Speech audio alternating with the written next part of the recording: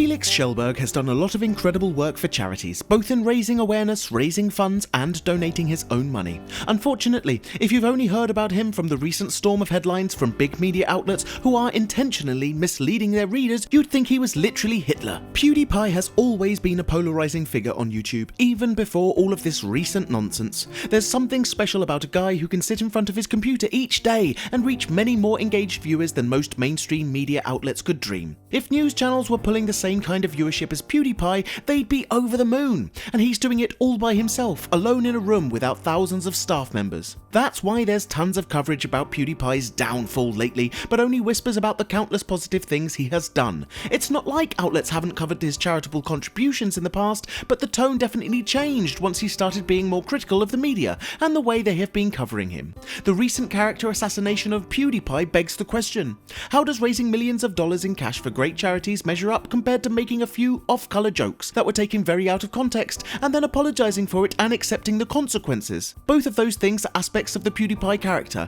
If you had a magic switch and you could rid the world of PewDiePie's jokes and his charitable contributions, you'd be a monster if you flipped it.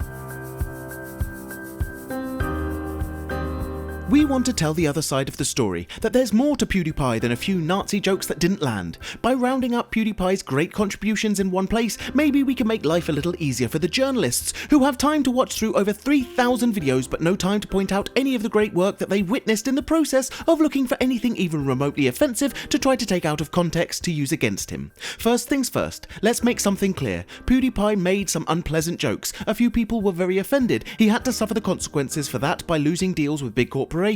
That's fine, he admits it, and he even understands it. The thing is, he doesn't need these big companies. He built this himself, just a guy at a computer, so he's not beholden to anyone. As long as he's following YouTube's policies, he doesn't have to answer to the man. That's a terrifying thought for media companies, who have poured billions of dollars into trying to reach people and influence them, for this kid from Sweden to be able to reach many more.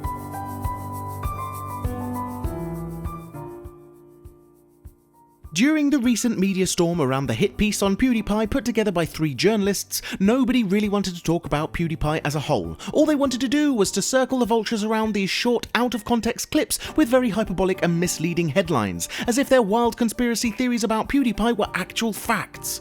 The journalists also failed to mention how PewDiePie was sorry for the jokes he made, how he didn't expect the 2 Indian guys would actually hold up the sign reading "Death to all Jews" and then say "Subscribe to Keemstar." And when they did, he actually felt bad about it. When Fiverr banned their accounts, he donated money so they can set up their own website, and also requested Fiverr to unban them as it was his fault and not theirs. Fiverr ended up unbanning both the accounts that were barred as a result of being used by PewDiePie to make distasteful jokes. None of these things matter, as it'll make PewDiePie look a lot less evil, and that wouldn't tell a story like portraying him as a big evil monster would. PewDiePie has added a chapter into a very important, centuries-long dialogue about freedom of speech and what that really means. You're free to say what you want, but sometimes there will be consequences. He has raised and given millions of dollars to charity. Here's a look at some of the bigger campaigns he's funded, supported, or created.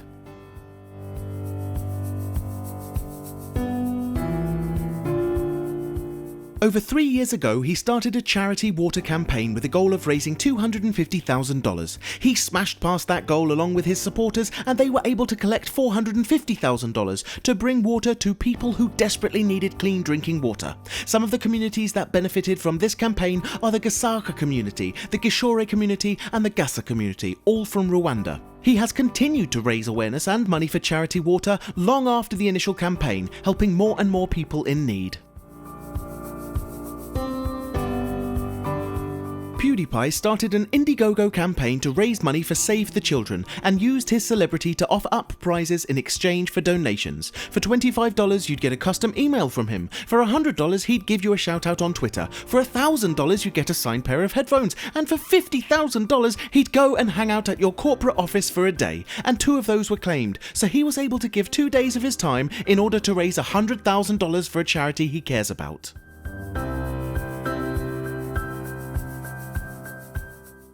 Most recently, PewDiePie and some of his YouTuber friends raised $1.3 million for Red, an organisation that fights AIDS. Together with Jacksepticeye, Markiplier and Emma Blackery, he hosted a live stream named Cringemas that was split into 2 consecutive segments where the group exchanged gifts with one another in a revel mode Secret Santa of sorts. The money raised from this charitable campaign was used to sustain the production of antiretroviral drugs in impoverished communities affected by HIV and AIDS.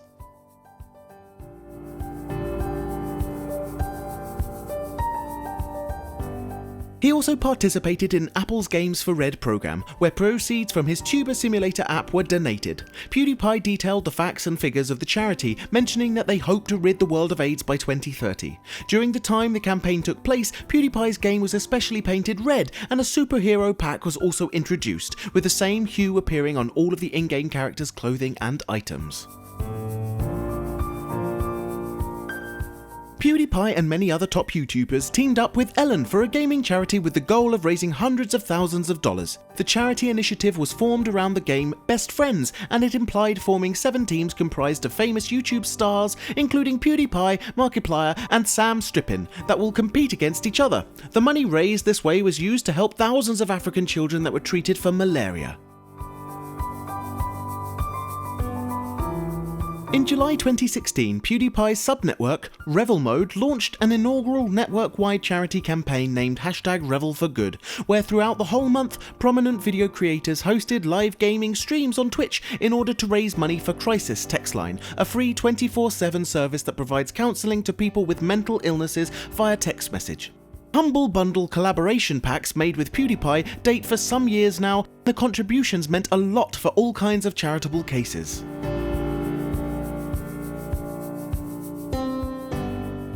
We can measure the money that's publicly visible in these crowdfunding campaigns and fundraisers, but we can't account for any private donations he may have made himself. Also, we can't account for the awareness and butterfly effects created every time someone sees one of the videos about charity and is inspired to be more giving. Even with those X factors out of the picture, we're looking at millions of dollars. We're talking about literally saving people's lives and giving futures to children who may otherwise be in a hopeless situation, giving clean water to people who desperately need it, giving his time and energy to many great causes versus a few bad jokes that were taken out of context by journalists with agendas to mislead and manipulate their readers. Reporters from the same outlet that spent countless hours looking over his videos, contacting Disney and other companies he worked with to try to ruin his career, and publishing a very disingenuous hit piece actually showed up, uninvited and unannounced, at PewDiePie's personal residence, offering him a platform to defend himself. He already has one of the biggest platforms on the planet to do that. If anything, he's the one who could offer them a platform to defend themselves and to try to earn back some modicum of trust and integrity.